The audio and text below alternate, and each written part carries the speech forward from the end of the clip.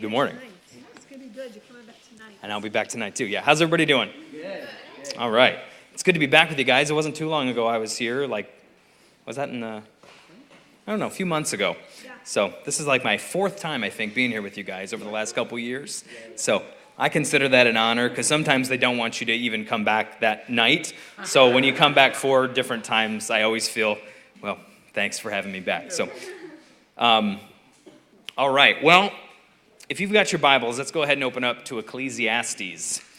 When's the last time a preacher ever told you to open up to Ecclesiastes? Probably not very often. But let's go to Ecclesiastes chapter 2. I kind of was wrestling with what I wanted to say this morning because, by the way, you don't have to call me Reverend Jeff. I only want Reverend on my driver's license in case I get pulled over. That's what my dad always said. He says, always put Reverend on your driver's license because if you get pulled over, you're more likely to get off. And I never did. And every time I've gotten pulled over, I've never gotten off. And my dad's never had a ticket, so I think he knew what he was talking about. So, but otherwise, you can just call me Jeff. Before I get into this too much, I will just say I do have my new book that's coming out this month because we're in October now, right? So it is coming out this month. It'll probably be at the end of the month, but it is going to be coming out, it's being formatted, and all that kind of stuff right now. And I'm just doing some last minute edits while it's in other people's hands right now, so I can. But it'll be coming out end of the month. And the only way it will be pushed into November is if, Amazon is bombed or something, and it can't be, published. So, and it won't be. So it'll be out by the end of this month, and the title of the book is The Atheistic Theist, subtitle, Why There Is No God and You Should Follow Him. And I have been working on this for a couple years now, and it's really a different book from when I started it. If you've ever seen Niagara Falls or Tequendama Falls or something like that, you've really never seen it.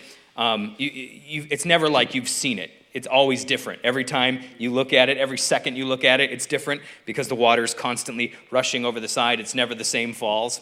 And so this book was one book when I started writing it, and now it's a completely different book. And now I have another book that I can put out under a different title that was the former book. So that's good news too. But it should be coming out soon, and it's basically based on the premise of we have to follow Jesus, become atheists, right? And that true belief demands unbelief, that it's not simply a matter of following Jesus, but it's also a matter of letting go of all of these other God concepts that are sort of at work within us. And Jesus is the only path to true atheism, which is Christianity. The early church were persecuted as atheists, right? It was because they did not bow to the gods of the state, and they would not be contained within a state that's ruled by gods. And so to truly follow Jesus is to become an atheist. In fact, it's the truest form of atheism. So that'll be out in a month. Check my website, which is jeff-turner.org, or check Amazon, and you can get it from there as well. But anyway, so enough announcements. I just want to get into this now and use this time wisely. So I kind of was wrestling with what I wanted to talk about. It's October Blast, and so you kind of want to do a really blasty type sermon, whatever that means. But I kept being redirected back to this one theme, even if it's just me, because that's where I'm at. So I'm just going to have to go ahead and trust that maybe someone here needs this. Even if that's not the case, it's still what I'm going to speak on because it's just what I can't get out of my heart. So let me open with this statement and really just sort of set the tone for October Blast. Life is meaningless. Well, there you go. Aren't you excited? Yeah. See, I told you I'm going to set the tone for October Blast. Life is meaningless, but that is precisely why it's meaningful. Life is meaningless, but that's precisely why it's meaningful. Now, we'll get back to that later on, but if you're in Ecclesiastes chapter 2, let me just give you a brief recap of verses 1 through 17. We have the teacher here whom we've come to conflate with King Solomon, and you can kind of see why when you read the language here. This guy describes this life of privilege he's lived. He's been a ruler, he's been a king, he's had sex with everything that you could have sex with. He's had riches. I mean, that's what he says. He's had everything. He's tons of concubines. He's been there, he's done that, he's seen it. If you've ever thought of doing it and you lived in this era, he'd done it. Okay, so every veil behind which you thought significance and meaning might lie, he'd been behind that veil, and he knew whether or not significance was really there. Yep. And so he says, I've been there, I've done that, I've had it all, and I've come to the conclusion that none of it means anything. Right. Yeah. So let's pick up in verse 11. He says, then I considered all that my hands had done. So I considered all the pleasures I'd indulged in, they're meaningless. So then I considered all that my hands had done and the toil I had spent in doing it. And again, all was vanity, or all was meaningless, and a chasing after wind. And there was nothing to be gained under the sun. So I turned to consider wisdom and madness and folly. For what can the one do who comes after the king? Only what has already been done. So my successor, he says, might have great ambitions, and he's going to surpass me and do things I've never done. But what can he do except for that which has already been done? You know, the Solomonic line of, there's nothing new under the sun. That all that means is that there's nothing of like significance you can do that hasn't already been done.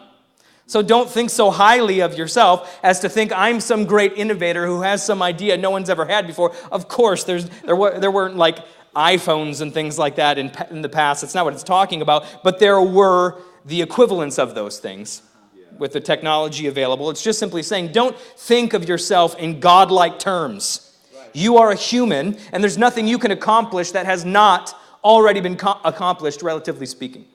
So what can the king's successor do? Only that which has already been done. All he can do is recycle accomplishments that others have already accomplished. They might look a little bit different, but it's the same thing. Yeah.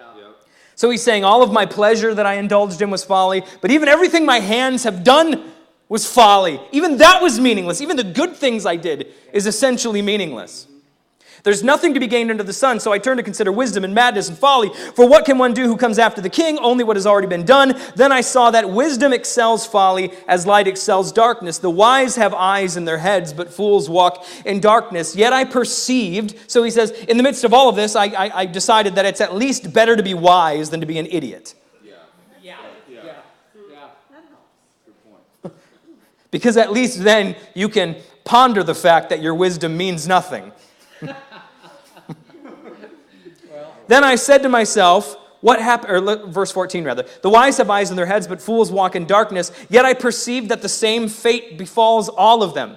So I found that it's better to be wise than stupid. But even then, all of them go to the same place. The same fate befalls them both. Then I said to myself, what happens to the fool will happen to me also. Why then have I been so very wise? And I said to myself that this also is meaningless or vanity. For there is no enduring remembrance of the wise or of fools, seeing that in the days to come all will have been long forgotten. How can the wise die just like fools? So I hated life, because what is done under the sun was grievous to me, for all is vanity and a chasing after the wind. I've tasted everything there is to taste. I've done everything there is to do, and I realized it was vanity. So I decided to become wise.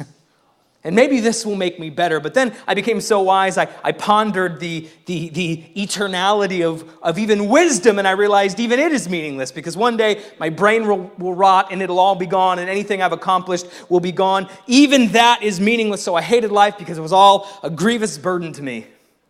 See, I told you, we're starting this thing off right. We're starting the month off right. I'm here to inspire you. Just call me Joel Osteen Jr. this morning. Ecclesiastes 3:1 and onward, he continues to bemoan the present state of things, the decay of everything, how meaningless everything is. And then we find ourselves in chapter 9, verse 1. And we're like, okay, it's got to get better here. Don't ratchet your hopes up too high. Now he says, all this I laid to heart. What? The fact that nothing means anything. And anything you can think of means nothing. All this I laid to heart, examining it all, how the righteous and the wise and their deeds are in the hand of God, whether it is love or hate, one does not know. Everything that confronts them is vanity. Since the same fate comes to all, to the righteous and to the wicked, to the good and the evil, to the clean and the unclean, to those who sacrifice and those who do not sacrifice. As are the good, so are the sinners. Those who swear are like those who shun an oath. This is an evil in all that happens under the sun, that the same fate comes to everyone. Now, isn't it amazing how this is in the same Bible that fundamentalists and inerrantists use to damn certain ones to hell and promise other ones heaven. And here we have a biblical writer saying the same fate comes to all. Well, and then they'll write this off and be like, well, this was just Solomon when he was depressed and at the end of his life, and he'd just been, just got to give him a pass on this one. We really see what's going on when Jesus comes around and tells us what's really up. But how can you be an inerrantist and just dismiss the words of the teacher here? If you're an inerrantist, you don't have the luxury of saying there's progressive truth present in Scripture. You have to embrace it all as a flat, perfect revelation. You can't do that if this is inerrant. So I don't know how they deal with that, but anyways, I'll leave that to them. He says, this is an evil that happens under the sun, that the good, the bad, those who sacrifice, those who don't, those who swear, those who shun oaths, the religious, the irreligious, all of them, they all end up in the same place. Dust, and then nothingness. But whoever is joined with the living has hope, for a living dog is better than a dead lion. The living know that they will die, but the dead know nothing. They have no more reward, and even the memory of them is lost. Their love, their hate, and their envy have already perished. Never again will they have any share in all that happens under the sun. So what's his conclusion? Put a gun in your mouth and end it all? Or a spear in whatever he would have done? I don't know. No. Here's his conclusion. So go, eat your bread with enjoyment, and drink your wine with a merry heart. For God has long ago approved of what you do. Let your garments always be white. Do not let oil be lacking on your head. Toil probably too. Enjoy life with the wife whom you love all the days of your vain life that are given you under the sun, because that is your portion in life and in your toil at which you toil under the sun. Whatever your hand finds to do, do it with your might. For there is no work or thought or knowledge or wisdom in Sheol or the grave to which you are going. I love this. Now, we read this and we think it depressing. And we don't ever tell a congregation, turn to Ecclesiastes, precisely because of junk like this. How do you preach this? Let alone open up October Blast with this. But this is beautiful. In fact, I think the most beautiful picture of what it is to be a moral, upright human being is found here in these words in Scripture. Listen, here's what he says. I've done it all. I've been it all. I've seen it all. And I've concluded that all this kind of play, it all means nothing. So then I amassed wisdom for myself, and I became brilliant, and I realized even that it's all meaningless. And then he has some more time to ruminate on it and think on it. And the conclusion he comes to is not put a gun in your mouth or a spear to your temple or whatever he would have done in his era, or go lay out on a dusty road and wait for a chariot to run over you. His conclusion is, therefore, since it's all meaningless, and since everyone goes to the same place and the memory of them is eventually forgotten, I mean, we're like, yeah, but look, we're still reading his words how many thousands of years later? But did you know that 150,000, that's years that humans have been on the planet, and that's like a somewhat a low estimate, right? Of the 13 billion years the universe has been in existence, humans have been on this planet for about like 100,000, and that's a low estimate, years. You know what that means? That means like if you put the entire age of the universe like into a 24-hour period, humans would have shown up just a minute before midnight. And like 23 hours and 59 and a half minutes went on before we ever even got here. So as significant as we feel we are in the short time we have on this planet as humans, in the long scheme of things, it's what James called, it's a vapor, it's just a wisp of smoke. It's here and then it's gone. It doesn't have time to congeal into water or solidify as ice. It's a vapor. So he says, look, I've realized it's all coming to nothing. So here's my conclusion. Not curl up in the corner in the fetal position and suck your thumb, though he probably did that a few times before he came to this conclusion. I'm sure there was a few existential crises in his history, as there should be in all of ours if you're thinking and using your brain. He says, here's my conclusion. Live. Enjoy life. and find something to do, and then do it with everything. Find something worth giving yourself to and give yourself to it with all of your might. It doesn't inspire pessimism. It inspires passion. Why? Because it isn't like I'm going to sit in a corner and mope about the fact that I'm not going to be here forever. The fact that I'm not going to be here forever, I've thought on it long enough to realize that means I have to hog tie and lasso these few seconds I have and do something of significance with them.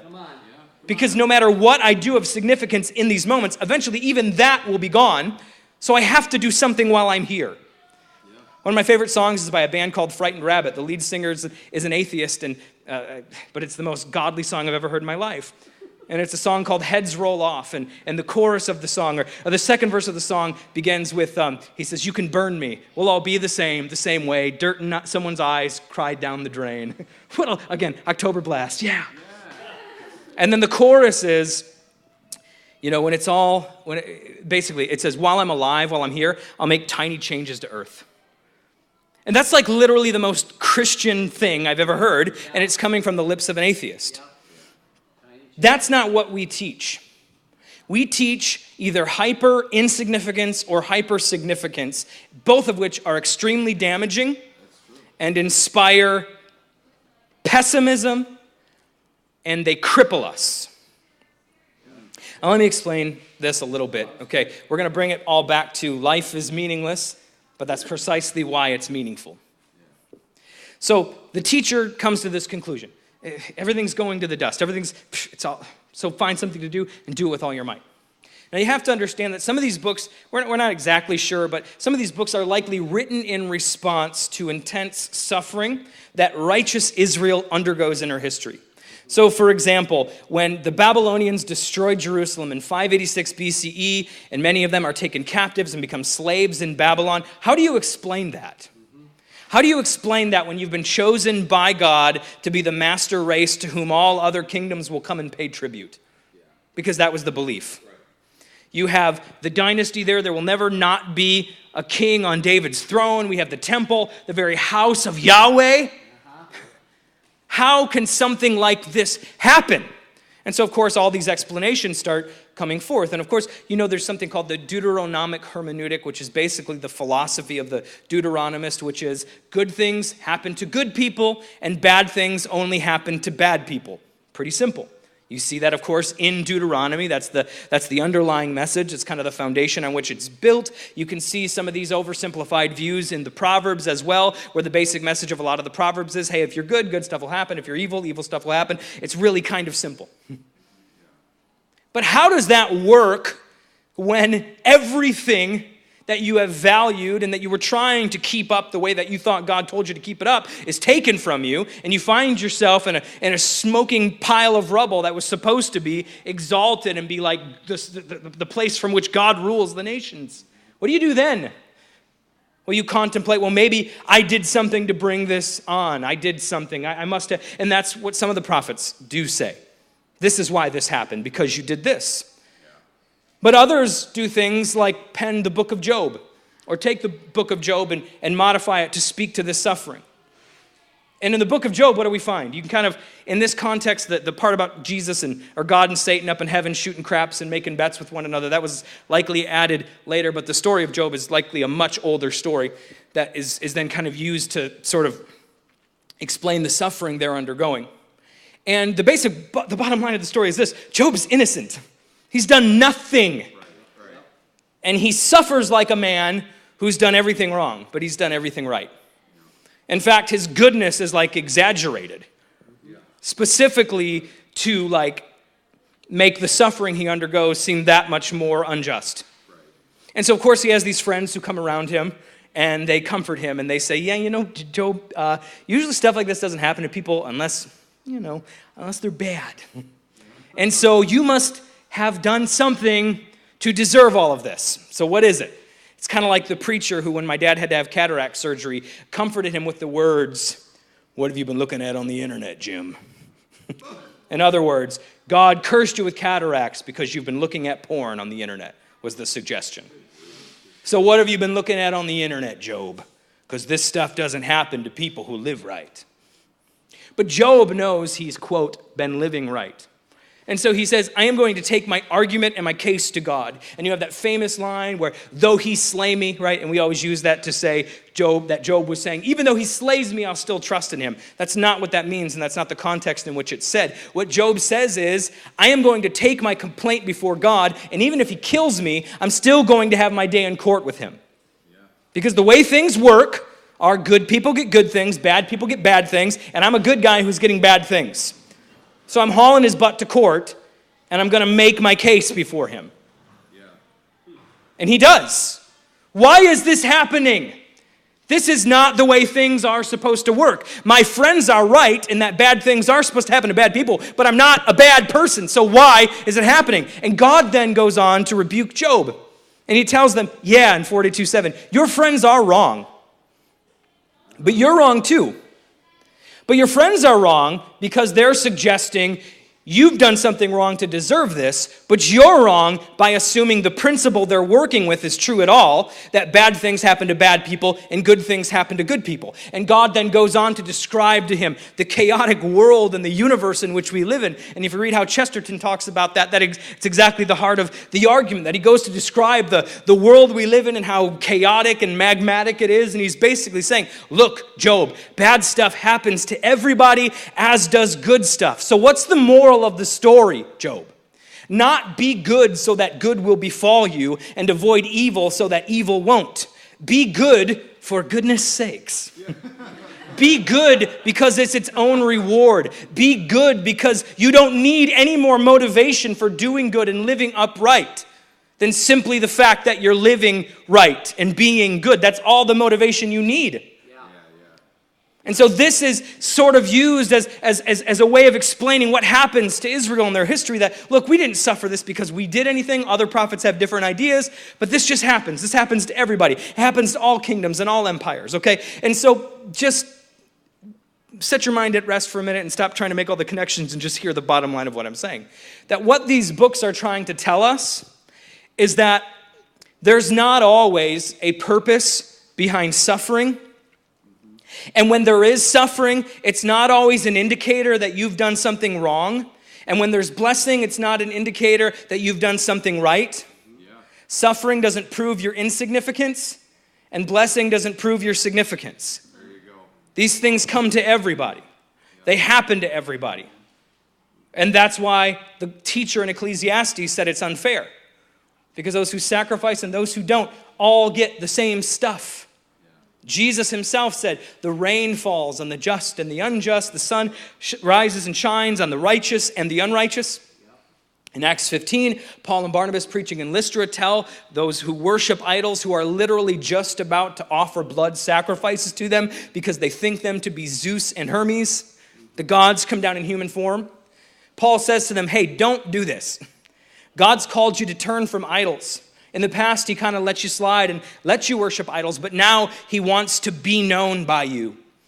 Even when he allowed you to worship idols, though, he didn't leave himself without witness. Why? He gave you rain from heaven, and he filled your hearts with joy.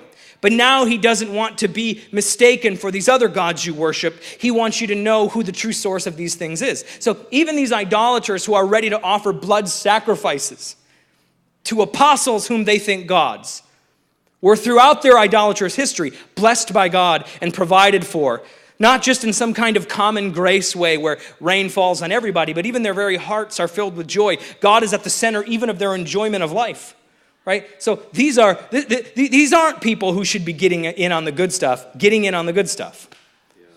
A couple chapters later, we find Paul in Athens, and he says to this most idolatrous of locations that you live, move, and have your being in God, you just don't know it.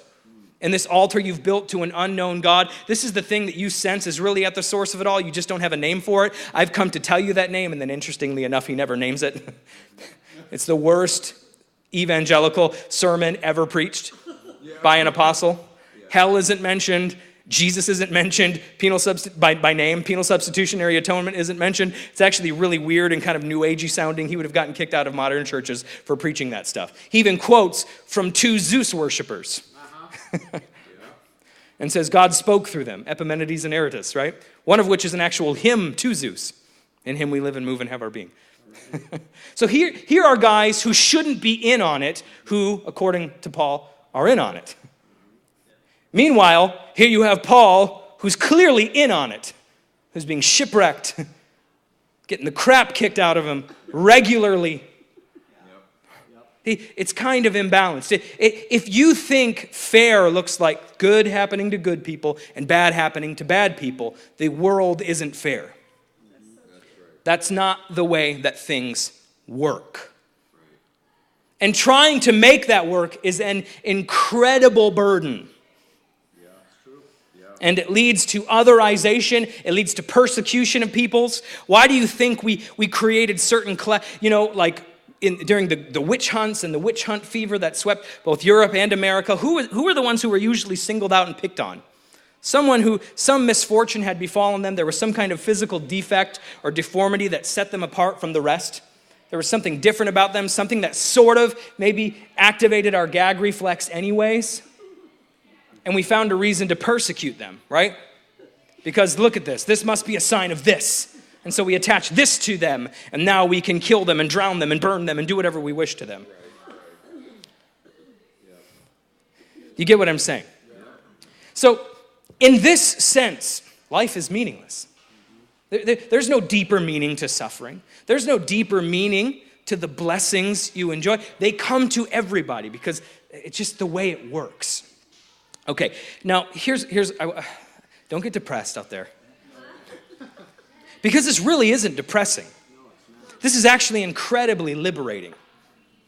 But we're all searching for significance. We're all trying to prove our significance to someone, right? We all want to feel significant in someone's eyes. Be it our parents, be it our spouse, be it our peers, whomever. We all want to feel significant in someone's eyes. Some of us are still trying to feel significant in the eyes of people who aren't even alive anymore. Because that's how deep this need for significance goes. You might have never felt significant in the eyes of your father or your mother, and they might be long dead now, but you still feel that vacuum in you, longing for their approval. Right. And so you'll seek it here, and you'll seek it there, and you'll seek it here, and you'll seek it there. You're still seeking your father or your mother's approval. You're just using other people to do it. You feel it. You could never find that person because they're not here anymore, but you can feel their presence. This is what psychoanalysts call the big other. It's either a person who's not here that you're trying to please, a symbolic order that you see at work in the world or in the universe, or it could even be gods or God. You know, why do you shut the door when you're going to the bathroom when no one's home? Well, and that's fine, you know. But sometimes I don't, just to be a rebel. Like, nobody's home, who's going to walk in, you know? Yeah. Sometimes maybe you're afraid somebody is going to walk in, but why do we close the door when we're at home going to the bathroom and we're all alone? Who's going to see you? Nobody, but it may just be force of habit, or it may be because there's this just sense that's just what you do. You feel exposed and you feel open. Why, if you do something embarrassing when you're all alone, do you still blush and feel embarrassed? Nobody saw you. But that's the presence of this thing called the big other that you feel, even though you can never find it because it's not real. Gods function the same way, right? So we seek significance. And when you have this belief in a god or gods, of course you want to be significant in its eyes as well. And depending on the kind of God you were taught exists, your search for significance will vary a little bit. So if you're like me, and your earliest memories of God are of a disapproving, arms folded, brow furrowed, constantly frowning, disapproving deity up in the sky, whom you could never do enough for, if that's how you grew up understanding God, and that was how I grew up understanding God, not because I was taught that way by my parents, but just because that's the God I don't know why. I just naturally believed in a God like that. I'm born tainted by original sin. I'm born worthy of hell, so how could God not be like that?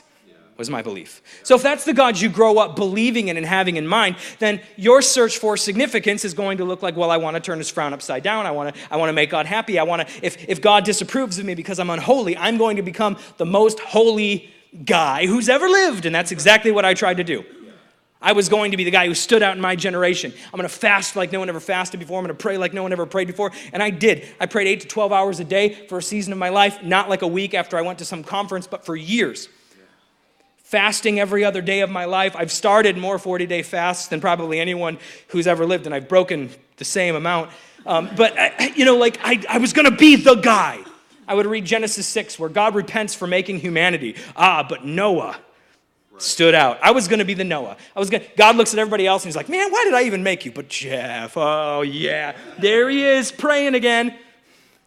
For years of my life, my wife and I never went to bed at the same time because I always had to be in my prayer room. My 2 children shared a room because I had to have a prayer room where I could meet with God.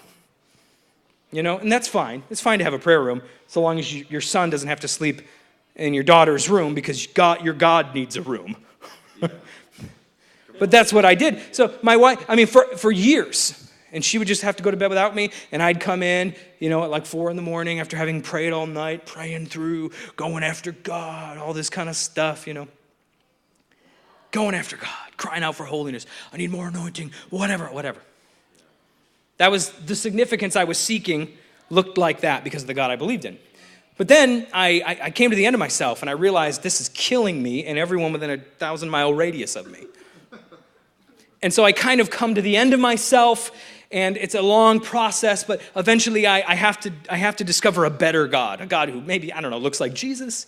Yeah, there you go. Well. And so eventually I start to come to the conclusion that God must be like Jesus. And I began to discover grace and the love of God about a decade plus ago, so I start going that direction. But when I start going that direction, really I just run to the other end of the canoe, and I'm in as much danger of capsizing then as I was over here because I just went from one extreme to the other. You don't escape problems by going to extremes. You remain within the problem, and you're just as in danger on one end as you are on the other. You're in the same boat, and you're still tipping the canoe. So I run to the other end now. And now I'm not hyper insignificant as I was before, because before I was hyper insignificant and I'm trying to become significant in the eyes of my God. Now I'm hyper significant. Now I am literally the center of God's universe, the apple of God's eye. There was a little crisis that I underwent when I realized that all the praying and all the fasting and all that I had done didn't mean anything at all because God doesn't look at me. He only looks at the merits of Jesus and all that kind of hyper, Lutheran type of theology and stuff like that, that's all that really mattered. And so I did waste a lot of my time. I'm thinking through that in my head. All that was folly. But oh well, I got in the club, even if it wasn't because I worked my way to the top, but because Jesus was like, he's with me. I'm still in, right? So I kind of I found solace in that. I'm at least in the club. But now I'm in the club, and I'm hyper significant in the eyes of God, right? I have the very righteousness of God has been attached to me. I could not possibly be any more righteous than I am at present. All the fullness of the Godhead's crammed into this small frame. Yeah. I'm like, just nuclear, boom, boom, vibrating with power. I should be able to prophesy accurately to everyone I meet. Sickness should not be able to stand in my presence. I should never struggle with depression or with being down. None of that should touch my life ever again because I'm in. And that was the way I was taught. And so I began to really focus in on identity and things like that. I was reacting to one extreme. Okay, and I ran to the other side of the canoe, and it felt free. It felt freeing, but I was still in bondage to the same system. Have you ever seen the Truman Show? Oh, yeah. If you haven't, I'm not going to explain it all, but Jim Carrey plays a guy named Truman Burbank. He's born basically live on television, and his life becomes a massive reality show, and he's the only one who's not in on it. Everyone else knows he doesn't. He really thinks this is his life. And so his life takes place on this massive sound stage that can be seen from space, huge. He doesn't ever even suspect it's a sound stage because it's so huge, and it's sort of like in this idyllic setting on the sea, and they kind of build this fear of water in him by having his dad die in a boating accident and all this kind of stuff, and there's always signs all around like the ocean is dangerous and all this kind of stuff. So he never attempts an escape because they've kind of engineered this fear of water in him. And so he begins to see behind the curtain and begins to realize that his whole life is a lie. He doesn't quite understand what's going on, but he begins to realize things aren't what they seem. And so basically, long story short, he plans an escape. And so he gets in a sailboat, and he's sailing towards what he thinks is freedom.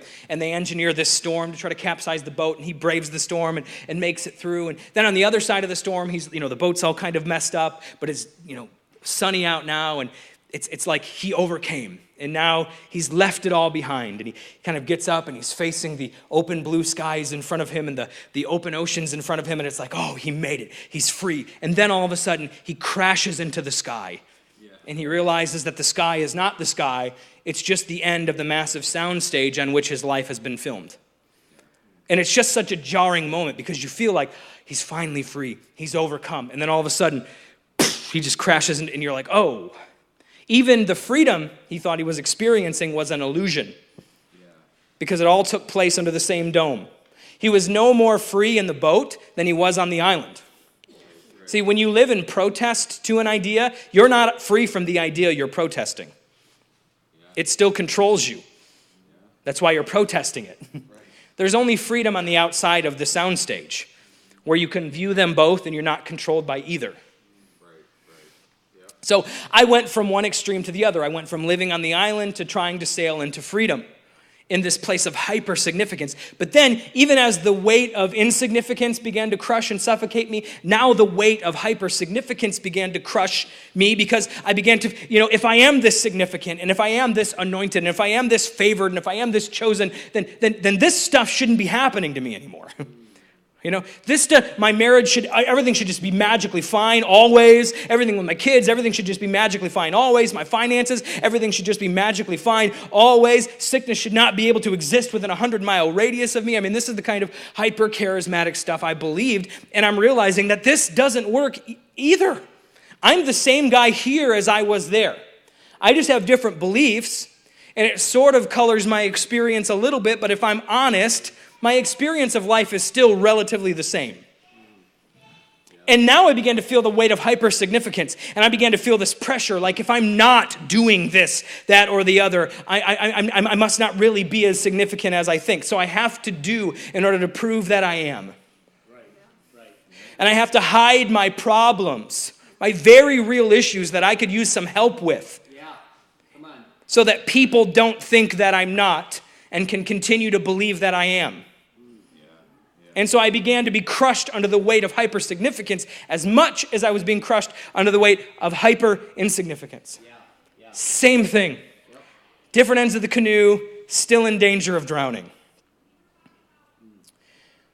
And what I actually began to notice is in this hyper-significance part of my life, this is the part where you're always just prophesying over everybody and it's always just like, and I'm fine. I'm not ripping on any of that, okay? But when you're always prophesying over everybody and it's always just like, you're going to go to the nations, you're going to raise the dead, God says there's $1 million coming your way, I'm just seeing money, from the north, east, south, and west, just flying into your bank account. Woo, you feel that? You feel that? You know what I'm talking about. Been there, done that, know all those guys, got the t-shirt, the neck brace, and the PTSD and whatever to prove it, okay?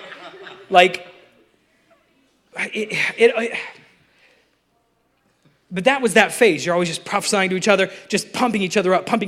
And it's like someone who stands on one side of you and someone stands on the other and someone stands in front and someone stands on back and they sort of grab your expectations of what life should be and they run to the far corners of the galaxy with them. And by the end of it, your expectations of what life should be have been stretched and expanded so much that you can no longer just live and enjoy life as it is. Yeah, that's true. Because nothing ever feels like it's enough. And so you end up being like someone maybe who let's say, drops 600 pounds very quick. And you lose the weight, but the skin is still there. Yeah. You're left with, right, that doesn't just go away. It doesn't just retract because you lost the weight. You have to deal with that. Yeah. And so coming out of the hyper-significance movement, now you have this extra skin. You have these stretched expectations. And so now it becomes difficult just to be a father. It becomes difficult just to be a guy who goes to work. It becomes difficult just to be a good husband. Why? Because I'm so much more than this. And so it keeps you from being able to just do the little things. It keeps you from being able to make tiny changes to earth, which are the things that really matter. Why? Because you're so obsessed with being hyper-significant. Now, in the hyper-insignificant phase, you also avoid all of these normal things. Why? Because they only remind you of how insignificant you are. You don't want to be here. You want to be here. So you're always trying to escape this. You're always trying to build a Tower of Babel to get up there. If you ever got up there, you would find that the whole thing was turned upside down. God abandoned it a long time ago, and he's at the bottom where you just came from running. but we're always trying to ascend and get over this and get up there to where we think the real stuff is. So even in the hyper insignificant camp, you're still running from the normal stuff of life because it only makes you feel that much more insignificant. But in the hyper significant camp, you're just unable to function in that world because you're more than this. And so both of these things keep us from just being human and doing the things that matter. And so why is it sometimes that, your pastor and I were talking about this a couple weeks ago, when people come into contact with grace or whatever, and they're in this hyper-legalistic mode, and then they hear the gospel and they get set free, why is it that sometimes people go into this state of like, what's the word I'm looking for? They just, they don't do anything, and they seem sluggish and, inactive to us. Why? Well, because sometimes they just need to recover, okay? But sometimes it's because the weight of significance is just as crushing as the weight of insignificance. And either way, you're stuck. Either way, you're trying to prove either that you are significant to this God, or you're trying to gain significance, or you're trying to prove how significant you are in his eyes. And either way, you're stuck.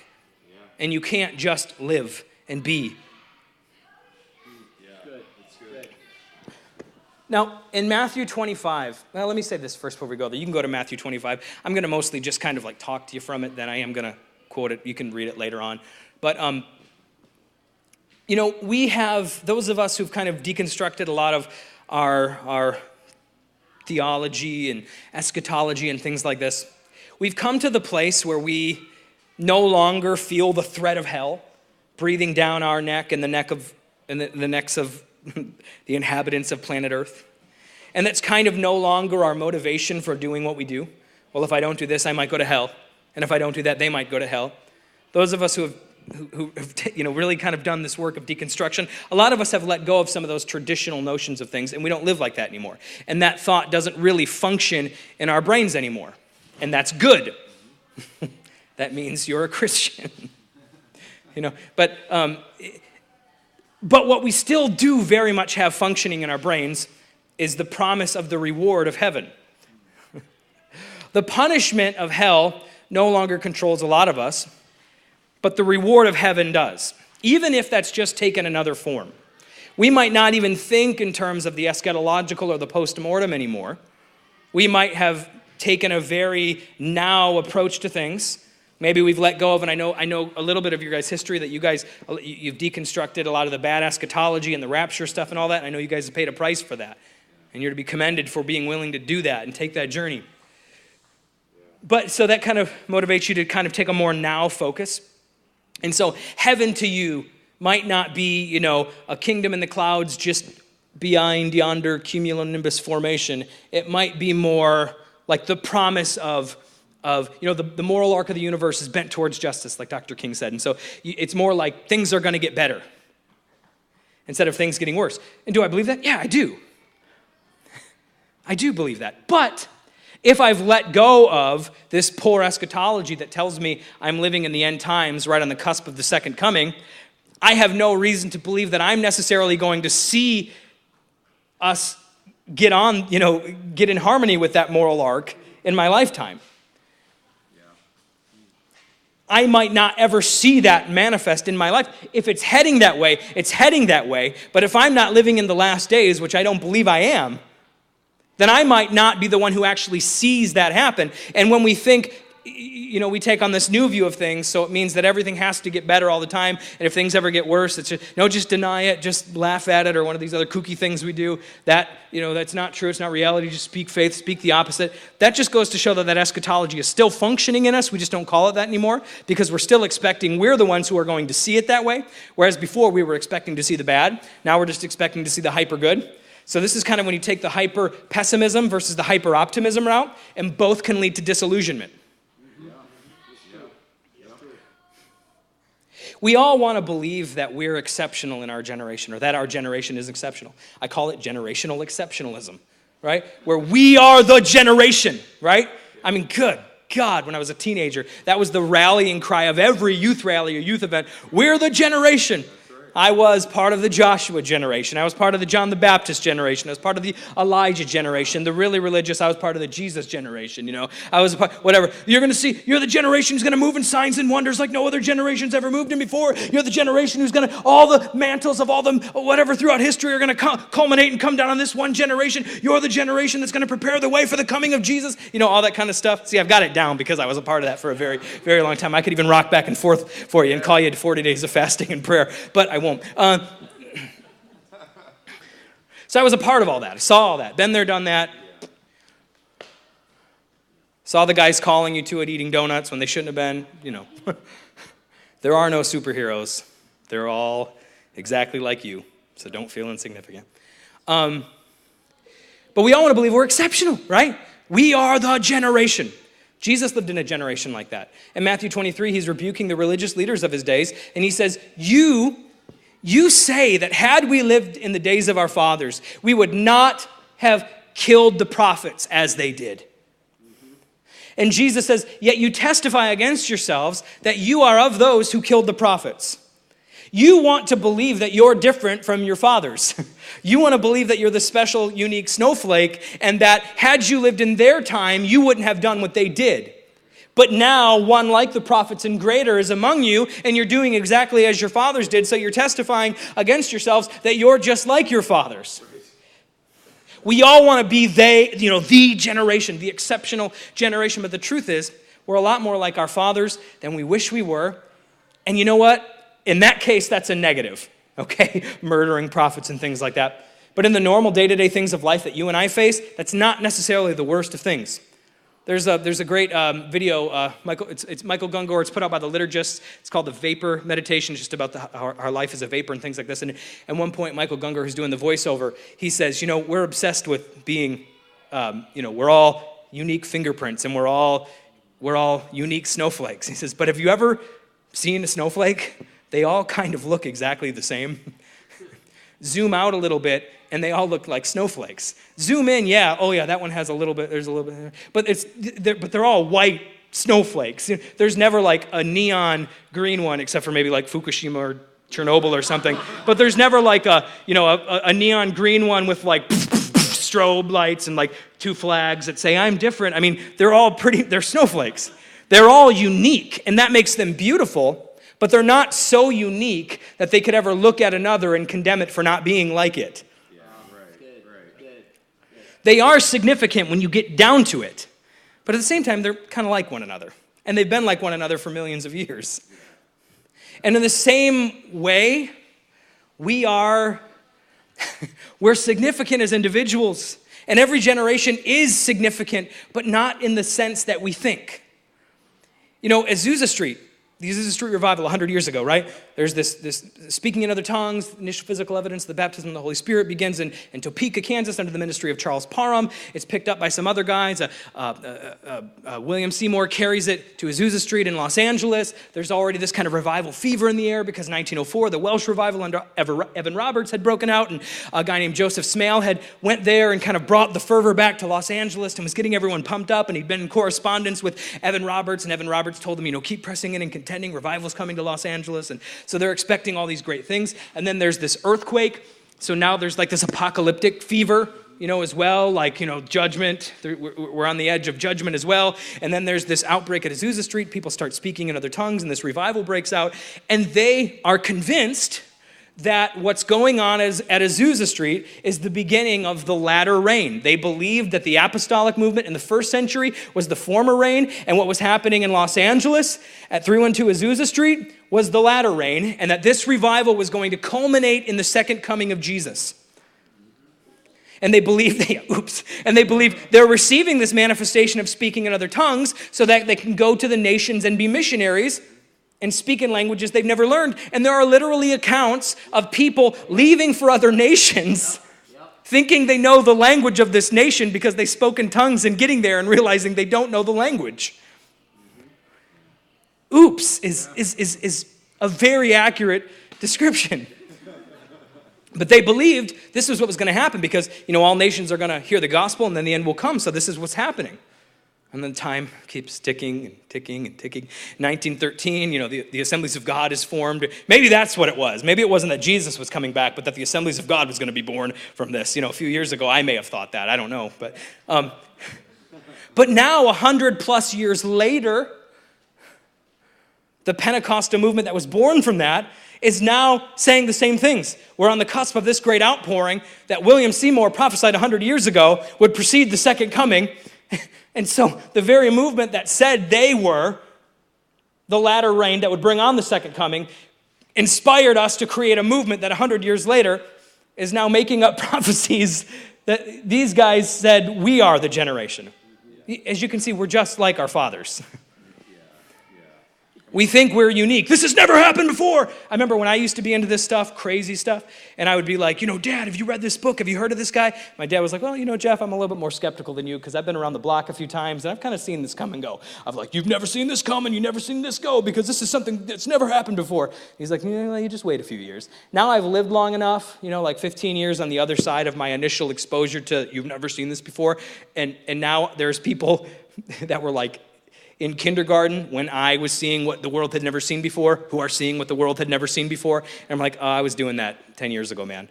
Same prophecies, same guys. It was supposed to happen in 2007. It was supposed to happen in 2001. All right, just wait it out. See, we always think we're significant and we're in a moment that no one else was in. But we're like our fathers. But that's not necessarily a bad thing. No, it's not. Because you know what that does? That takes the weight of hyper-significance off of your shoulders. That you can now be a human being who lives without having to prove that I am a part of this generation. I remember, I was involved with IHOP, the International House of Prayer, for a while, and all that kind of stuff, and the call, and my whole life was built around the prophecies of guys like Bob Jones and Paul Cain. If you don't know who they are, just don't bother. But this one particular, I don't mean that in a rude way, but bless their hearts, great guys, but I don't know. Speaking from my own experience. But there was this one particular prophecy that those born after a certain year had received, that they had been inducted into the army of the Lord, and they were this end-time army, and I believe that with all my heart. I built my life around it. My wife was unfortunately born a year before the year he said those who were inducted into this end-time army were of. And we were so entrenched in this belief system, that broke her heart and destroyed her. Because we were so given to this stuff, that she's not a part of this. But I am. See, that's what this stuff can do. We think it's harmless. We just want to go to the big services and sing the songs and get the goosebumps. But this stuff does actually harm people. Yeah. It doesn't have to, but it does. Right. So, anyways, I kind of went off on a little tangent there, but I hope you enjoyed it. It was just for you.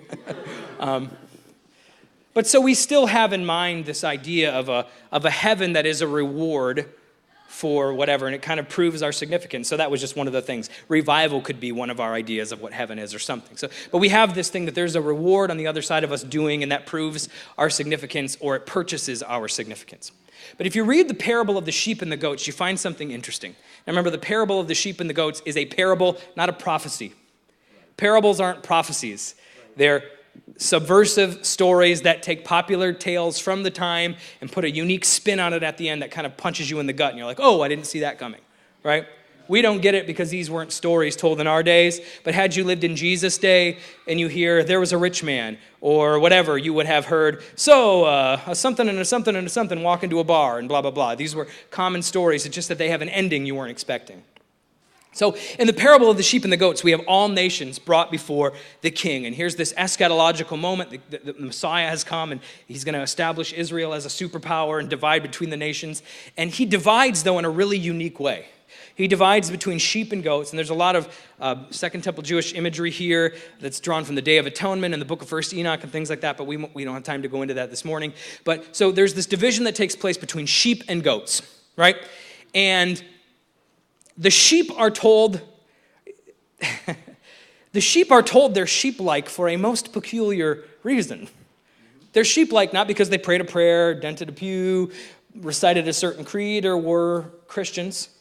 They were sheep-like because Jesus says, when I was naked, you clothed me. When I was hungry, you fed me. When I was a stranger, you welcomed me. When I was in prison, you visited me, etc., etc. The goats are told they're goat-like, not because they were atheists or denied the faith or anything else. They were told they were goat-like because when Jesus was hungry, they didn't feed him. When he was naked, they didn't clothe him. When he was in prison, they didn't visit him, etc., etc. Now, what's interesting is the sheep have to literally ask the king in this parable when they saw him in such a state and did these things for him. They're taken aback. They're like, Lord, when did we see you hungry and feed you? When?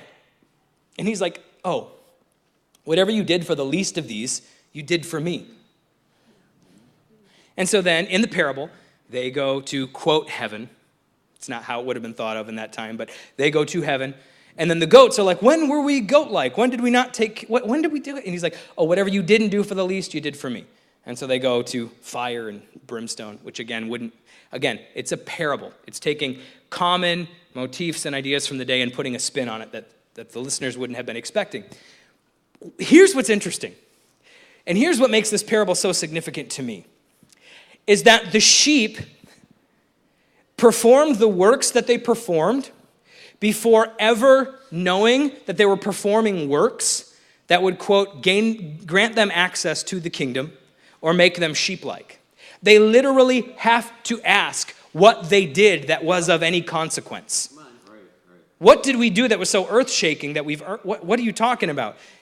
They weren't like, oh, I got it. Whatever we do for the least, we do for you. So that homeless guy was you, and that was you, and this was you. I got it, Jesus. Man, good one, man. And he's like, yeah, you got it. And the goats say, it's not. They're like, what did we do that was of any consequence? What are you talking about? We just went through life, and we did good when it was before us to do. What are you talking about? He's like, everything you did for the least, you did for me. Right. They weren't doing what they were doing motivated by a sense of reward. Nor were they doing what they were doing trying to manifest that they had been rewarded. Yeah. They were doing what they did because they were humans who did this kind of stuff. Right. They were sheep-like because they did what they did even when they didn't think it was of any consequence at all. And Jesus says, they weren't like, and so the parable, the point you're supposed to take from this is not like, okay, now whenever I do good for someone, that homeless guy, that could be Jesus, I should give him $20, because when you give Jesus $20, you know what comes back. It's a whole lot more than $20, Right. And that could be Jesus in disguise, so let's do that, because, that's not what we're supposed to take from this. That when you do good, you might actually be doing good for Jesus. What we're to take from this is that the way the kingdom actually works is that we are ignorantly doing the kingdom when we're just living. It's when we have it in mind as an obsession and we're trying to manifest the approval we think we have or purchase the approval we think we lack that we're getting it wrong.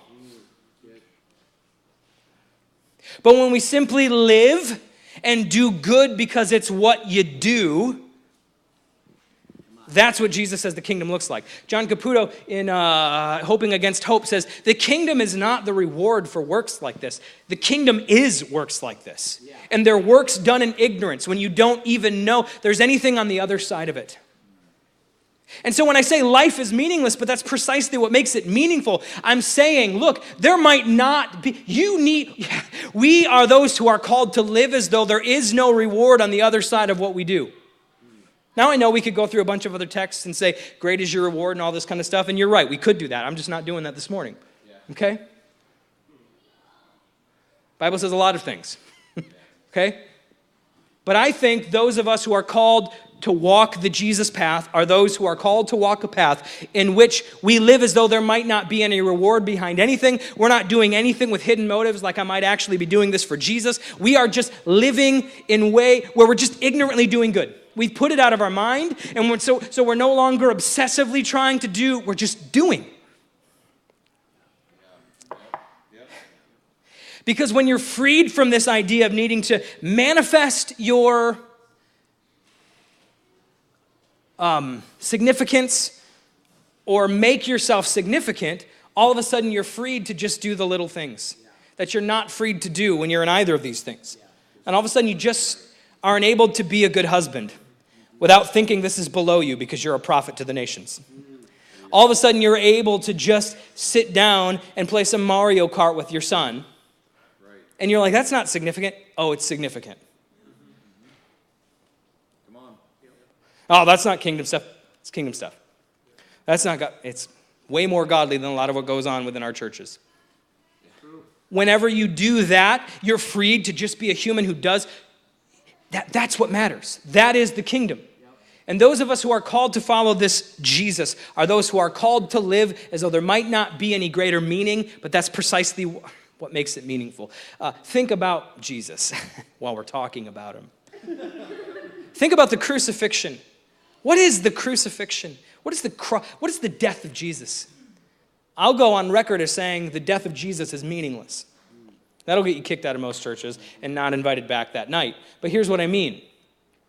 There is no inherent meaning in the death of Jesus. It's a travesty. It's an injustice. It's the murder of an innocent man by a kangaroo court. Rigged from the start. In fact, Paul says, had the rulers of this age understood the wisdom of God, they would not have crucified the Lord of glory. Had they understood who God was, how God was, this would not have happened. There's nothing inherently meaningful in this. This is an innocent man accused of a crime he didn't commit, cut down in the prime of his life at the height of his career.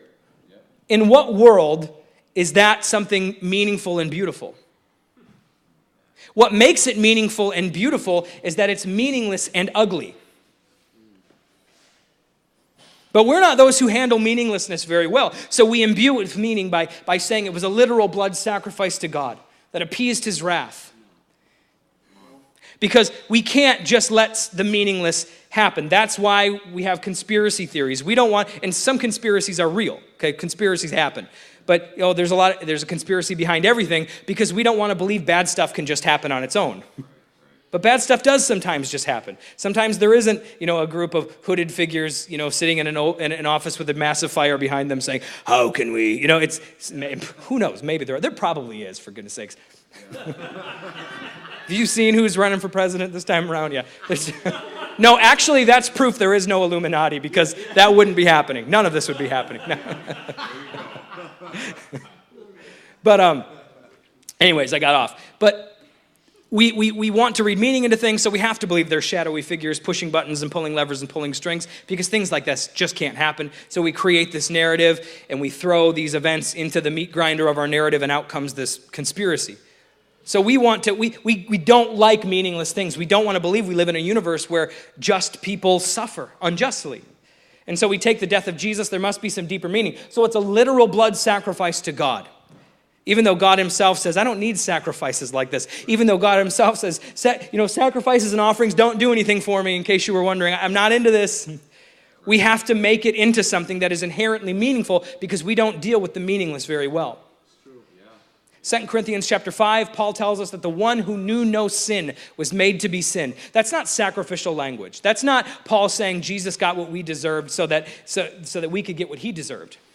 That's saying the one who knew no sin, the innocent one who had done no wrong, was made into a sinner. He was treated as though he was a sinner.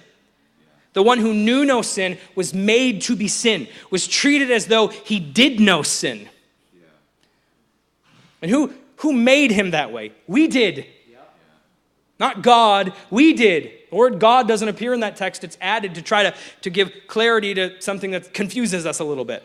But the one who knows no sin is made to be sin. Why? So that we might be revealed to be in right standing with God, that we might become the righteousness of God. What? We accuse an innocent man of a crime he doesn't commit. We lynch him, and we steal the breath from the lungs of one who gave us our breath. And that proves we're in right standing with God. It doesn't prove we're in right standing with God on our end. It proves that on God's end, we're in right standing with him. Why? Because verse 19 says he's reconciled the cosmos to himself, not counting our sins against us. The cross is humanity committing the worst sin that could be committed. We take breath from the lungs of the one who gave us ours. The one who upholds us. The one who holds all things together. We spike naked to a tree, declaring him to be godless. And he dies forgiving us and showing us mercy. The one who knows no sin is made to be sin by us. Why? So that in not counting this sin against us, we might be revealed to be in right standing with God. See, if the cross was inherently meaningful, it would have been robbed of its meaning. If God would have been pushing the buttons and pulling the levers and pulling the strings and orchestrating everything and making everyone do what they did and making us behave the way that we behaved, it wouldn't have been sin. It wouldn't have been our fault. We would have been overtaken by something else and made to do something we didn't want to do. Therefore, we wouldn't have been accountable for it. But the fact that we're autonomous and we acted as we did and did what we did made it an injustice, made it a crime, so that God could respond to it with mercy and forgiveness, therefore mining meaning out of the meaningless. It was a meaningless event. There's no inherent meaning. It was a lynching, a travesty, an injustice. And yet God takes the meaningless and he brings meaning out of it. He responds to it in such a way that he redeems it and makes it meaningful. All of his not knowing sinness is rewarded by crucifixion.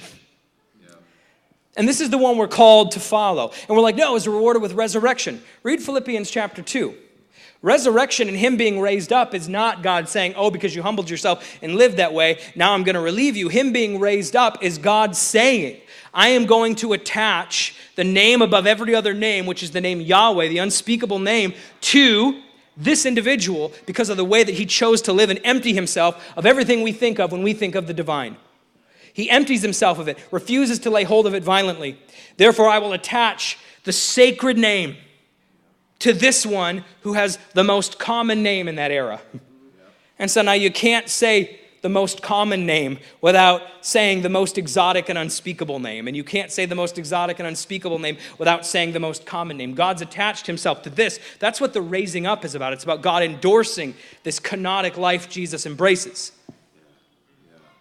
Not God saying, hey, if you choose to humble yourself, don't worry, I got your back. The cross is essentially that, look, even God himself, when he comes and lives among us, is thrown into the meat grinder of meaninglessness. The most righteous among us, one who puts Job to shame, one who puts the teacher of Ecclesiastes to shame, one who puts Jeff Turner with his 12 hours of prayer a day and breaking 101 40-day fasts. That Jeff Turner, he puts him to shame. And yet he's still treated as though he's a sinner. He's still thrown into the meat grinder of meaninglessness. It's what he chooses to do with that meaninglessness. He chooses to find purpose in it. None of his sinlessness caused him to avoid this. In fact, it moved him towards that place. But when he found himself there, he mined meaning from the meaningless. And the God had responded to this tragedy, this travesty, this injustice by saying, through this, we will reveal to humanity the depth of our love, the depth of our mercy.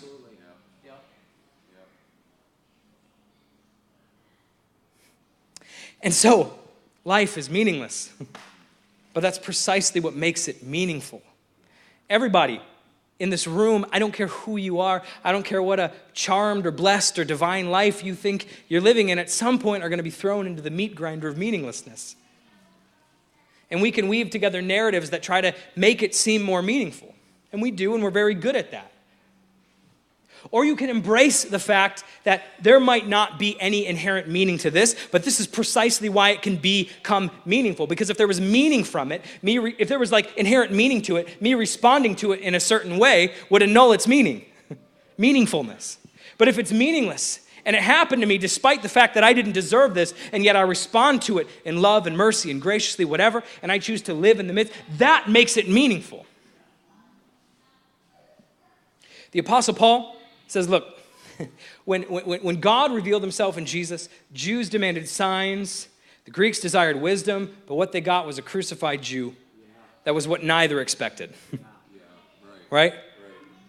This is not what either group was after. Just because you have a thirst for something doesn't mean there's something to satisfy that thirst. Sometimes we thirst for things that don't exist. And the way God satisfies that thirst is by setting aside that thirst. And by revealing to us that it's illegitimate. Like the woman at the well, she doesn't leave with a full water jar after encountering Jesus. She leaves the water jar behind.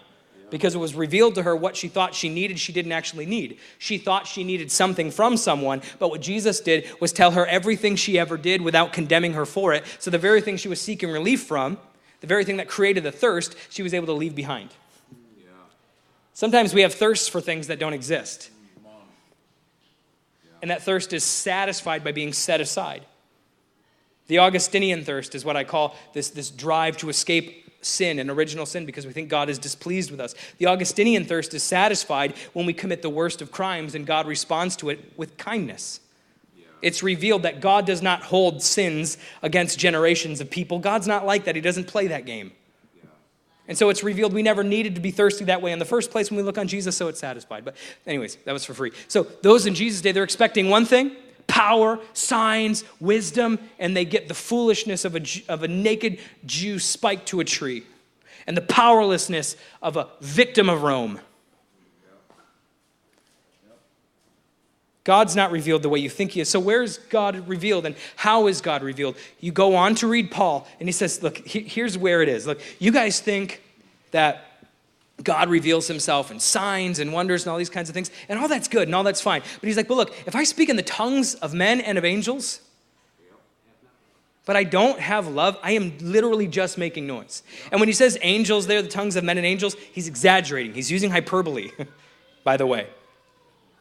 You know, I was the kid who, you know, if you grew up in the Pentecostal tradition, the way that you kind of gave tongues a pass that just sounds like la la la and spelling Coke backwards, EKOC, you throw a couple EKOCs in there and everything's good. The way that we explained tongues like that was no actual language, is by saying it was an angelic language. You know, but Paul doesn't mean that here, that some languages are actually angelic languages. It's hyperbole. He's like, if I'm so spiritual that I'm manifesting the undeniably supernatural by not only speaking in human tongues, but in heavenly tongues. So it's undeniably supernatural. There's no way you can deny that. But I don't have love, I'm just making noise. If I have the gift of prophecy and I can fathom all mysteries and all wisdom and all knowledge, which he goes down, I think, in like verse 8 or 9 to say we can't because we can't fathom that yet. But he's like, but even if I've gone so far that I can, but I don't have love, I have nothing. I have nothing. I am nothing. I gain nothing. Right? So it's like, even if I am manifesting the undeniably supernatural, moving mountains with my faith, giving my body to be burnt, and it's sort of this, but I don't have love, and it's undeniably supernatural, I'm just doing, it's nothing. Feel free to dismiss it. But then he goes on to say, but here's what you need to understand. All these things will pass away. At the revelation of perfection, at the eschaton, all these things will disappear because they're all imperfect. They're all responses to imperfections. Right? All of these things are responses to imperfections. So when perfection appears, these things will disappear and they'll no longer be needed. But he says this, but love will endure all things. Love endures even the revelation of perfection. Love endures even the eschaton. When perfection is revealed, love won't be done away with because love is not a response to human jacked upness. Right. Love is God. God is love. Love is what there is at the center of everything. That will remain and survive even the revelation of perfection.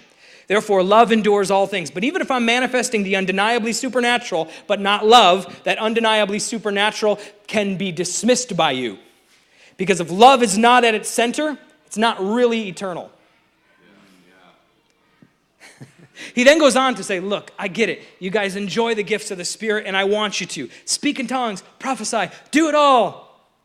But if you speak in tongues, interpret. Why? So that so that the community can be edified and get something out of it. In other words, what's the point? The point of these gifts is to edify. It's about community. It's about human relationships. It's about people being bettered, not just about being like a Holy Ghost wizard who can throw fireballs at people from across the room and they fall out. Which is the kind of stuff I used to be obsessed with. And that's fine. It's fun. It's not real, but it's fun. So the real eternal is when you take a single moment, and it could be the most banal of moments. But when you choose love in that moment, it becomes eternal.